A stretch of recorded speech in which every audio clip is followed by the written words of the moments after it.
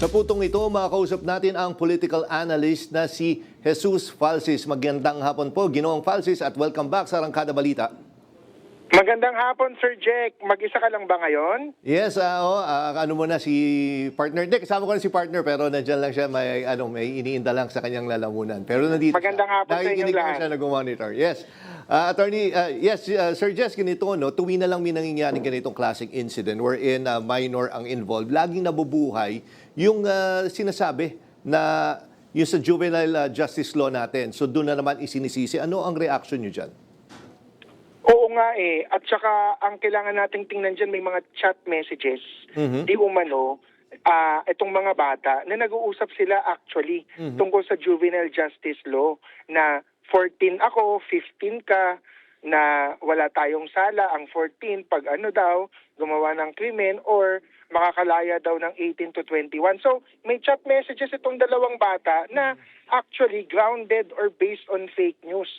Siguro, ang napapakain sa kanilang impormasyon ay yung fake news nga tungkol sa juvenile justice law na walang pananagutan ang mga menor de edad. Absolutely. So yun, fake news talaga yun. Pag 15 po kasi pataas, so 15 years old and 1 day, or pataas, may criminal liability po yan kapag napatunayang may discernment ang bata. Ang discernment ay kapag napatunayan doon sa kanyang actions, no? Kung paano siya bumaril, kung ano yung krimen na ginawa niya, gaano kahindik yung paggawa niya ng krimen. Kasi iba-iba naman ang pagpapapatay ng tao or kung ano pang ibang krimen yan. There are many ways to do a crime. So depende sa kung paano niya ginawa yun, pwedeng makita ng batas, ng social worker, ng police, tsaka ng judge na may discernment. Ang discernment ay alam nung bata, 15 to 18, kung ano ang tama or mali. Alam niya yung consequences. So dito sa chat messages itong dalawa, mukhang alam nitong dalawang to lalo na yung 15-year-old and above, yung consequences ng ginawa niya. Ngayon, yung pababa naman sa 15 and below, so kung 14 yan, hindi din totoo yung walang criminal responsibility. So ang criminal responsibility is different from criminal liability, yung pwede kang makulong. Ang criminal responsibility ay below 15, hindi yun walang sala. You will be mandated to undergo a required intervention. Ikaw ay malalagay sa kustodiya ng Estado, ng state, kasi mukhang may kakulangan yung mga magulang mo sa pagpapalaki sa'yo at kailangan ng intervention ng DSWD or ng gobyerno para matulungan yung bata. Kasi ang titingnan natin dito, Sir Jack, biktima karaniwan ang mga minor de edad na gumagawa ng krimen.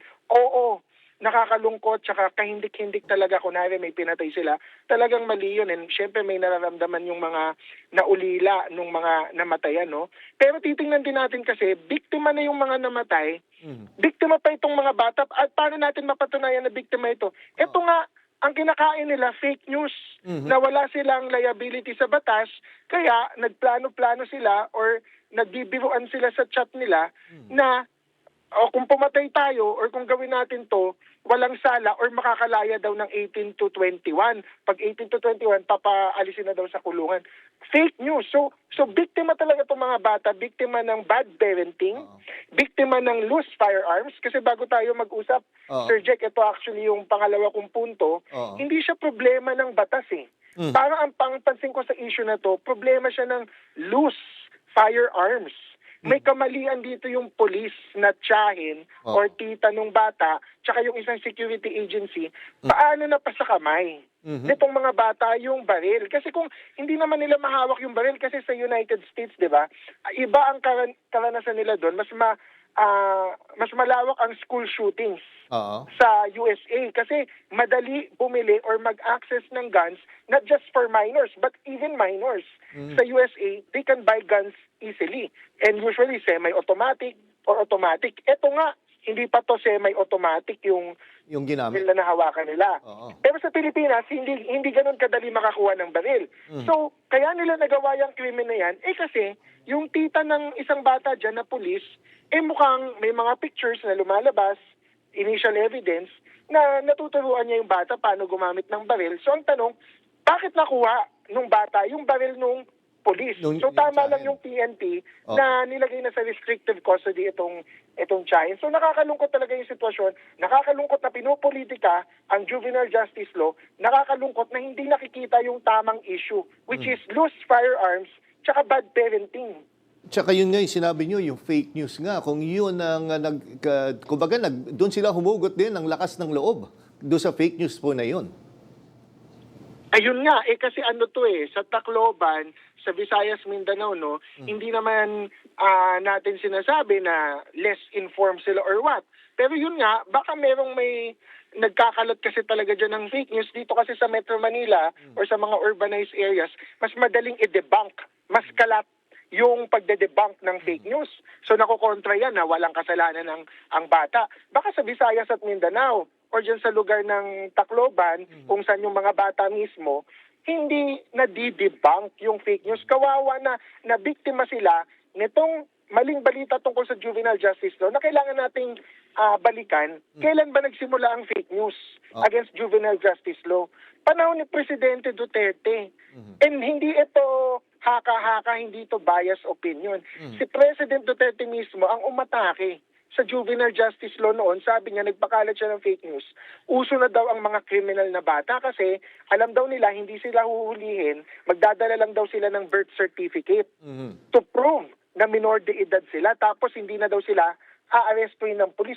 Mali yun. Kasi alam lahat ng barangay tsaka ng mayor, alam ito, na kapag merong child in conflict with the law, pag may gumawa na krimen na bata, hindi yan dapat pinapakawalan ng pulis or ng social worker. Dapat ini-intervention yan at kinukulong kung 15 to 18 at heinous crime for trial, or kung below 15 ay nilalagay sa bahay pag-asa or a juvenile center na mandated ng batas. So, doble biktima ng fake news mula panahon pa ni President Duterte.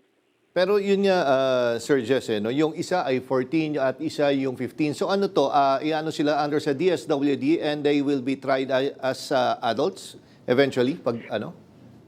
Yung 15 pataas, kasi hindi siya saktong 15 Kapag saktong 15 ka and below, gumawa ka ng krimen, meron kang criminal responsibility in terms of intervention.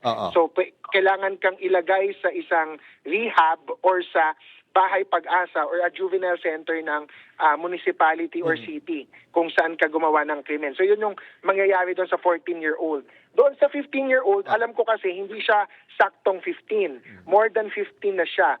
So, dahil sa ginawa niya, may chat messages, meron siyang mga pagpaplano, parang planado po yung ginawa nilang pagsugod sa school, mukhang may discernment. Pero of course, yung sa akin pong sinasabi ay based lamang sa initial evidence. I-assess ba po yan ng social worker, ng police, tsaka ng judge, or ng piskal, at kung may discernment, kakasuhan po siya ng murder or homicide, depending on the circumstance. And Sir Jess, kunin ko rin yung reaction mo. Ano po yung masasabi nyo sa pahayag ni VP Sara Duterte na ang yun nangyaring ang shooting sa Tacloban ay resulta ng kabiguan ng pamahalaan na pahalagahan ng intelligence gathering at pagtukoy sa mga pagbabanta?